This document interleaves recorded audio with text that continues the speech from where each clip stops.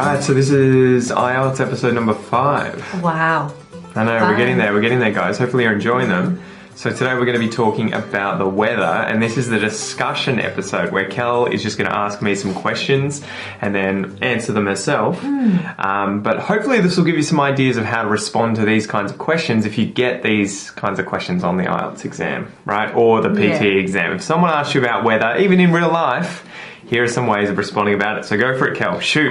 Before we start, I just wanted to mention that a lot of people on Instagram were asking for this topic. It is a very common topic in IELTS, so there you go. Now you can study and make the most of it. It's one that comes up in small talk quite often too. If someone finds out where you're from and they realise you're from a different location, they'll quite often be like, oh, what's it like there? And you can talk about the weather as part of that. Like, you know, it's rainy, it's sunny, it's hot, it's cold. So anyway, go for it, Kel. So the first question we have here is, what's the weather like in your country? So that's a question they might ask you on your first task, the task 1 of the speaking test. Yeah, what's the weather like in your country? Yeah, so basically they want you to talk about yourself, like your experiences in your country. And I would answer that saying that the weather in my region is not very changeable. Not very variable. No. We pretty much have sunny days, blue skies all the time. It's consistent. Yeah, it's always the same thing, huh? Doesn't fluctuate. Yeah. So what's it like though? It doesn't change, but is it hot? Is it cold? It is hot all the time, humid. We get a lot of rain. That's, I think summer, we say summer rain? Yeah, so is it seasonal? Yes. So you get a lot of rain, but still really hot and humid.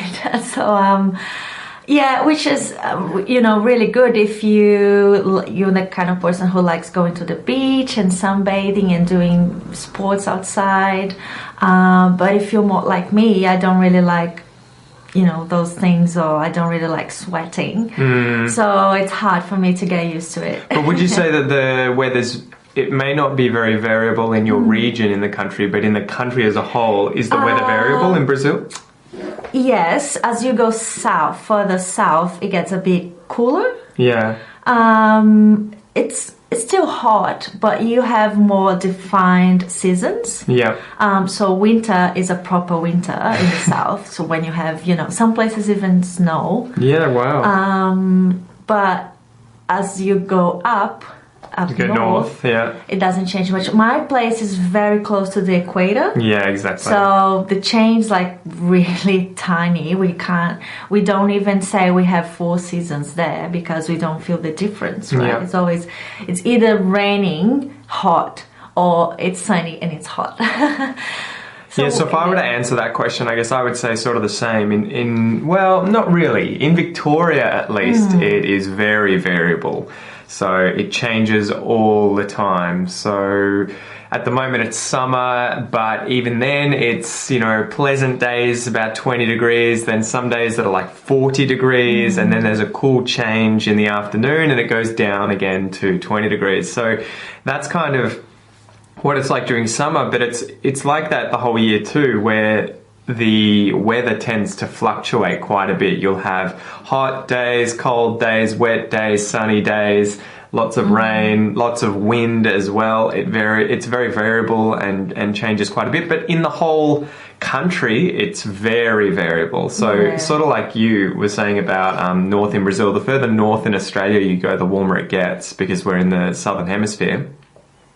And the more consistent the days will be with temperature, humidity, everything like that in the north. So the further north you go, once you get to sort of right up north, it'll be like you were saying in Brazil with the wet season and the dry season. Exactly. But you won't get the distinctive, summer, autumn, spring and winter seasons. So...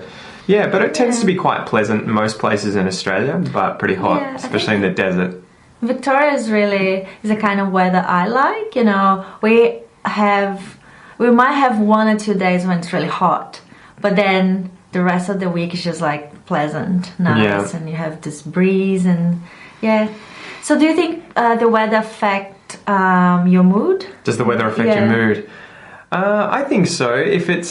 I remember living in Melbourne, and during winter in Melbourne, it was always raining, it was always wet, it was always dark and gloomy and a little bit depressing, and I think that kind of has a flow-on effect to your mood as well. So if you're going outside every day and you want to be active, you want to go for a run, you want to go for a walk, you want to see people, you want to go outside, if it's always unpleasant, I think it bleeds over into your mood and makes you a bit depressed. What do you think? Does the weather affect your mood? That's what my friend who is from London says all the time. Like, I feel so depressed here. It's always gloomy and, grey and weird. Overcast with lots of clouds. Yeah, I honestly feel very different about it. Like, I hate living in a house when it's too hot and bright.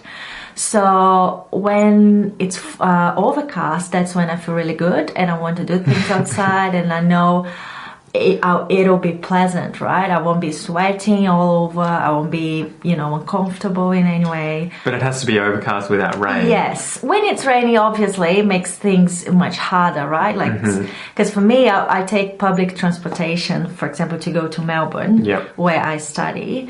So it would make my life really hard to have to take the train, and then, it's raining, I'll get wet and everything. But, yeah, I think when it's too hot and sunny and bright and like just dry, like here in Victoria we have this really dry wind. Dry heat, yeah. Really I like it. You don't like it. But what was it like when you were back in Brazil in the north, living in a hot, humid environment? Did that affect your mood? Yes, it does. But I wouldn't leave the house. I would always have the fan on or the air conditioner on. It affects me in a way that I feel really uncomfortable and I feel gross and greasy and just like I don't like sweating at all. So when it's hot, like I'm the opposite. Like you feel more willing to do things outside when it's hot, but I feel like I want to avoid this. I don't want to be outside because it's too hot. But obviously, if I'm going like sightseeing or on a holiday trip or something, you want to take photos, right? You want to see places very clearly, and that's when I feel like, if it's overcast, I can't really take good photos. I can't make the most of it. It's a trade-off, and this is, I think, why I like Victoria weather so much, because it does go up and down, and it changes quite a bit. So you don't, at least in sort of spring and autumn, when it's going in and out of winter, you don't really get stuck in long periods of one type of weather. It's not hot and sunny for 2 weeks in a row, and it's also not cold and rainy for 2 weeks in a row. It tends to change quite a bit, and I like that aspect of the weather and the climate here in Victoria. So what are some of the other questions you had here? So what do you usually do in the winter? That would be a hard question for me. I mean, talking about Brazil, because in Brazil I didn't experience winter, right? It was always hot and humid. You didn't have winter? They don't have winter in Brazil? Well, not in my place. We don't have winter. We have the wet season when it's raining, but it's not as if it was cold or anything. So the first time you experienced winter was when you came to Australia? Yes. Wow. Basically, pretty much when we went to Canberra, because there was freezing cold. That was negative degrees, right? It got below zero. It was foggy. It was a proper winter. So it was my first experience with winter.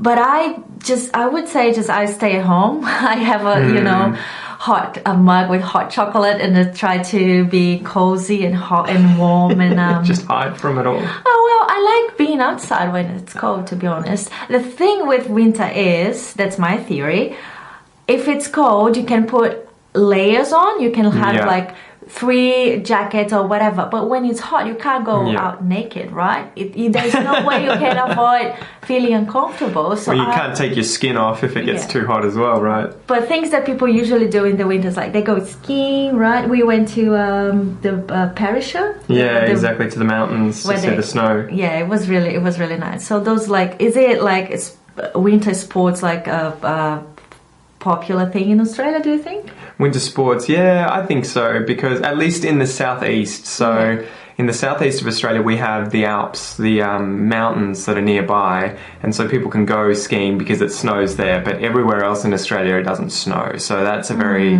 New South Wales, Victoria, they're the states where you can do that.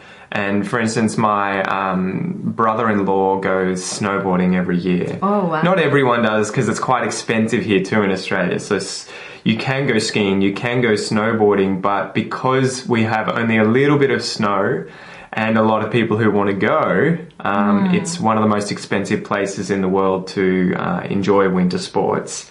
And also, it's just not that good. So you could probably have a better time going to Japan or going to New Zealand, which are relatively close by, and skiing or snowboarding instead of spending a lot of money to go to Australia where it's somewhat limited.